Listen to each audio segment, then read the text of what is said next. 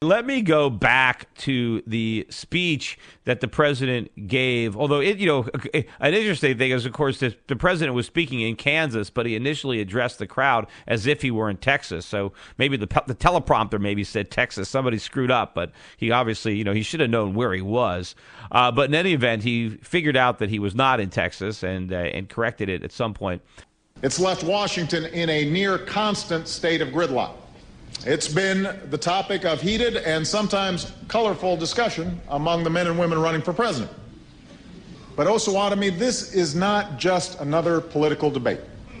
This is the defining issue of our time. This is a make or break moment for the middle class and for all those who are fighting to get into the middle class. Because what's at stake is whether this will be a country where working people can earn enough to raise a family, build a modest savings, own a home, secure their retirement.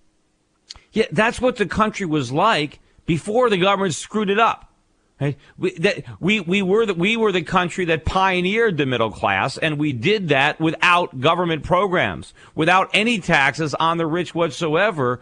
President Obama doesn't even understand that. We're going to play one more cut here for now. It's cut number 6. They want to go back to the same policies that stacked the deck against middle-class Americans for way too many years. And their philosophy is simple. We are better off when everybody's left to fend for themselves and play by their own rules. I am here to say they are wrong. I'm here in Kansas to reaffirm my deep conviction that we're greater together than we are on our own. I believe that this country succeeds when everyone gets a fair shot, when everyone does their fair share, when everyone plays by the same rules. Yeah, you see, everybody used to play by the same rules until the government rewrote them. See, Obama is referring to this mythical time where capitalism ran wild and everybody played by their own rules. They didn't. The rule of law was always here. Everybody played by the same rules, but we had a lot more freedom. We had a lot more individual entrepreneurship. He is saying that that Republicans want to go back to the time where the deck was stacked against the middle class. That time never existed. See, Obama thinks that before the New Deal, that the middle class didn't have a chance. That's when the middle class was created. What about the 19th century, when all these Americans moved from the farms to the cities, when the standard of living of the typical American grew faster than anywhere in the world, either up at that period or to date? When we invented all of the products that we had today, all of the automobiles, telephones, washing machines, vacuum cleaners, indoor plumbing, electricity, the whole modern American lifestyle was created in this country before any New Deal programs ever saw the light of day, before there was any income tax, any Social Security. This is the time that Barack Obama is saying was when the deck was stacked against the middle class, when everybody played by their own rules, and the country, it was a bunch of very rich people and a bunch of other people who were living in utter poverty, and the only thing that saved them was the government. No. The reason that our people were so much wealthier is because we had less government than all the countries that American immigrants were fleeing.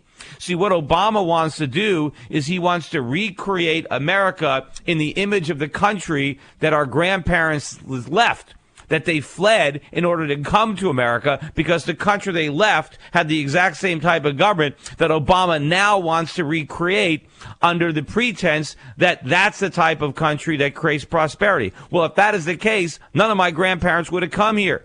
All of them would have stayed in Europe if that's what it takes to create prosperity. My grandparents became middle-class Americans precisely because Obama's policies were not in effect. Had they been in effect, they never would have come here in the first place. But anyway, I want to start talking. In this cut, here you have the president making a very simplistic mistake that a lot of people make, in that believing that technology destroys jobs. That when you come up with a labor-saving device, that in and of itself hurts job opportunities. It's somehow capitalism, by coming up with, more ingenious ways of making things, labor-saving devices, that it's bad for the middle class because it destroys jobs. And he actually gives some examples of the bad things that capitalism has done in the past. Here, let's listen to cut number 7. Steel mills that needed 100 or 1,000 employees are now able to do the same work with 100 employees. So layoffs too often became permanent, not just a temporary part of the business cycle. And these changes didn't just affect blue-collar workers. If you were a bank teller or a phone operator or a travel agent, you saw many in your profession replaced by ATMs and the internet. So the president is saying that these are bad things, that it would be better if we didn't have ATM machines, if we had to go back and stand in lines at a bank that might only be open from 10 to 3 because we preserved the job of the tellers.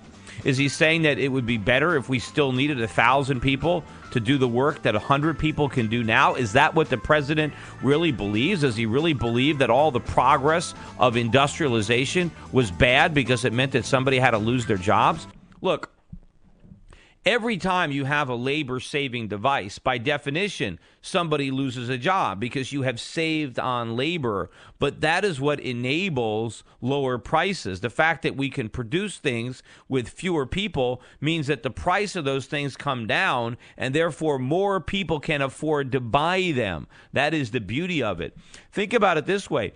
We could create a lot of jobs in the construction industry if we outlawed bulldozers. What if all the people digging with bulldozers had to use shovels? Clearly, a lot more people would have to dig with shovels than with a bulldozer, so we would create a lot of jobs. But you know what? How many people do shovels put out of work? Because after all, if there were no shovels, what if people had to dig with their bare hands? They didn't even have shovels. Think of how many jobs we could create in construction if everybody had to dig with their bare hands. Well, we might create some construction jobs. Actually, we might not, because it would be so expensive to build a house that far fewer houses would actually be built. So we might actually have fewer people working in construction if they had to dig by hand. But of course, all the people that had to dig by hand would have to stop doing something else. And so whatever they had to stop doing so they can get in a ditch and dig with their hands, something else wouldn't get produced. See, when President Obama says that when a factory that used to need 100 people, 1,000 people now only needs 100, he says that those 900 jobs are permanently lost. They're not lost. They're freed up. The labor is freed up to do something else. I mean, what if the factories can work with no people? That's even better. Now everybody can do something else, and nobody has to work in that factory. In fact, if you take it to its logical conclusion, what if nobody had to work at all? What if we could have all the goods that we need, all the consumer goods, without anybody having to work at all? Well, that would be the best of all worlds, right? We'd all have nothing but leisure. If we could find a way to have computers and machines do everything for us, that would be the best situation. But any progress we make to that point represents a big improvement in our lives. And the people who are helped the most by this process are the middle class, are the poor, not the rich. I mean, think about music. I don't know if I've given this analogy before, but at one point in time, if you wanted to listen to music, you had you needed to afford an orchestra or a band. I mean, there was no phonograph, there were no CD players. You actually had to play the music yourself, or had to hire somebody to come, or a piano player. The rich people can afford that. I mean, the kings, they never had a problem having entertainment in their house. They had a whole bunch of people that would come and entertain them. But the middle class had very little in the way of entertainment. It was automation. It was the ability to simply have a phonograph that would play a record. That's what brought music into the homes of the middle class. And of course, this was labor-saving devices, bringing the costs down. The rich people will always be able to have stuff. It's the middle class and the poor that benefits the most from the very process that Obama is trying to criticize. Anyway, let me continue with more on his speech and outsourcing. Here's cut number 8. Today, even higher skilled jobs like accountants and middle management can be outsourced to countries like China or India. And if you're somebody whose job can be done cheaper by a computer or someone in another country, you don't have a lot of leverage with your employer when it comes to asking for better wages or better benefits, especially since fewer Americans today are part of a union. Now, of course, the irony of it is one of the reasons that so many jobs are outsourced is because the employers want to escape those unions. It's the unions that are in large part responsible for the trend in outsourcing. And the other part is the government itself. Yes, President Obama is correct. Companies are trying to outsource their labor to other countries. That is the natural consequence of all the anti-business rules and regulations that Congress has been passing over the years. Congress has made it too expensive and too risky for Americans to hire Americans. So they hire foreigners instead. These are the unintended consequences. But the enemy of the American worker is not the employer who is employing foreigners. It is the U.S. government who has forced that choice. Because remember, a businessman doesn't owe anybody a job. If you own a business, you're trying to make money for yourself. The fact that you have to hire people to make money is a beneficial consequence of your own self-interest and your own pursuit. But you are not required to do that. You are running a business for yourself. And if you can make the most money for yourself by hiring foreigners, that is exactly what you should do. The problem is, why is that? Why is it that it's cheaper to hire foreigners than Americans when at one point it used to be a lot cheaper to hire Americans than foreigners, even though Americans were paid a lot more? And the reason that it's now so popular to hire foreigners is because of government and labor unions. That is the problem. More labor unions and more government isn't going to solve the problem. It's simply going to make it worse. Anyway, but this stuff gets better. Listen to where Obama actually claims that capitalism not only doesn't work, but that it never worked. What is he talking about? Cut number 10. Now, just as there was in Teddy Roosevelt's time, there is a certain crowd in Washington who for the last few decades have said, let's respond to this economic challenge with the same old tune. The market will take care of everything, they tell us.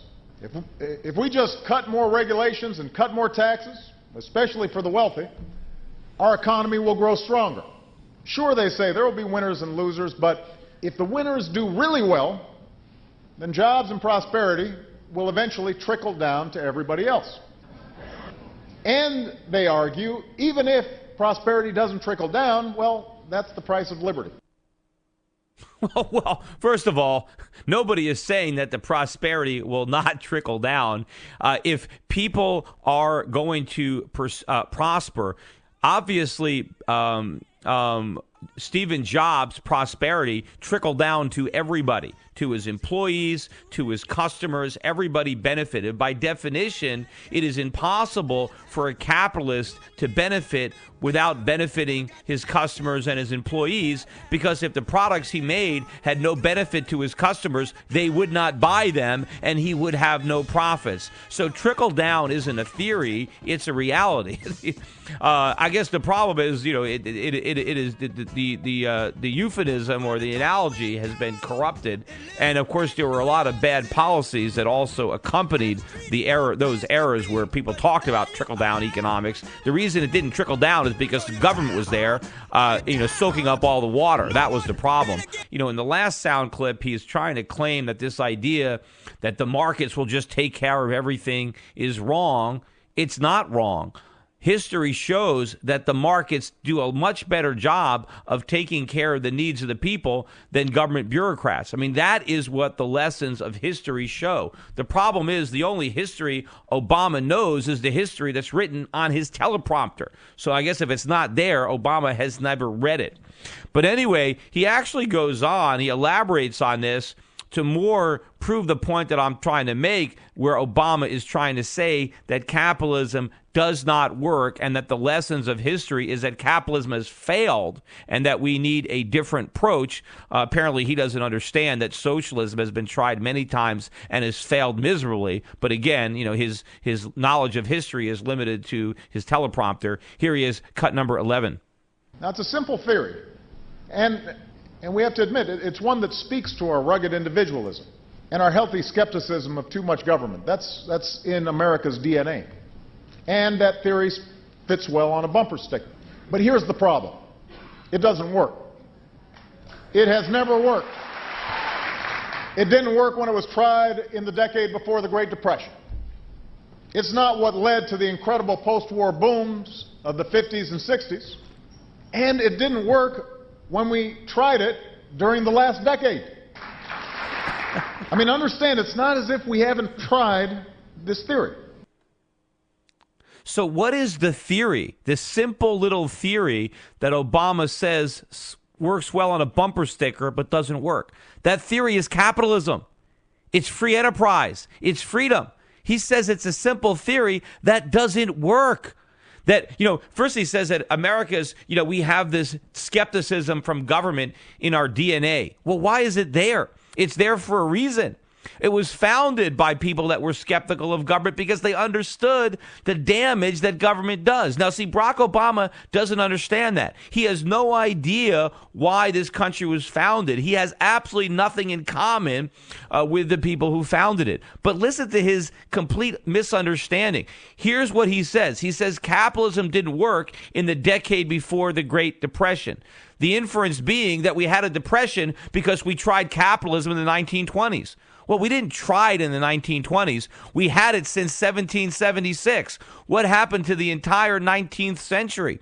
America became the wealthiest country in the world. All that prosperity predated the 1920s. The great move from the farms to the cities, all of these great industrialists, the robber baron era, the 1890s, the 1900s, 1910s, all of this was before the decade of the 1920s. And of course, the problem with the 1920s, or the latter half, was the Federal Reserve, which was created in 1913, which pumped up the money supply that created a bubble. And the reason we had the Great Depression of the 1930s is because rather than relying on the free market to solve the problems that government created, we tried all the crazy Keynesian policies that Obama embraces, and that's why we had a depression. And it's interesting that he talks about the post-war booms of the 50s and 60s as if that's the only prosperous period of time in American history. The reason we had a good economy in the 1950s was because the government slashed spending after the end of the Second World War. So it was the reduction in government spending that led to that prosperity. But I would say that the bulk of the prosperity that we enjoyed in the 50s and 60s was a byproduct of the freedom that we had in the 100 years prior to that period of time. And in fact, our real downfall as a nation began in that period of time. We've been going downhill ever since because we have moved away from this simple little theory that President Obama doesn't think works. And of course, I guess socialism is a much more complex theory, and that's why I guess the president embraces it, right? Because, nothing simple can work. You need to have something that only works in some kind of computerized program. Because, of course, socialism only works in some theoretical model where you've had some people program it with stuff that actually doesn't have any real bearing in the real world, because those theories can never actually work. But it's amazing how little press maybe you get over the fact that our president of the United States doesn't believe capitalism works. Now, of course, that must be news to the Chinese because they've been using it so successfully all these years. Maybe they should talk to Obama. Maybe they would discover that, gee, I didn't realize that capitalism doesn't work. I mean, so we should have stayed communist, and that would have worked a lot better because, after all, before they adopted free market principles, they had nothing but poverty in China. It wasn't until they went to these free market ideas of people owning what they produce and keeping their profits, did they start to have any kind of prosperity. There is a middle class in China right now. It wasn't created by big government. It was created by the elimination of big government. It was as government got smaller and Chinese had more freedom and for rights, that's where the Chinese middle class came from. And of course, that's where our middle class came from. And the reason the middle class is getting squeezed, the reason the middle class is disappearing is because those freedoms that created it are also disappearing. It's because this simple theory has been abandoned by so many people and replaced with this nonsense that President Obama believes in. And of course, the more we pursue these policies, the more people are going to leave the middle class, and the more people will be impoverished.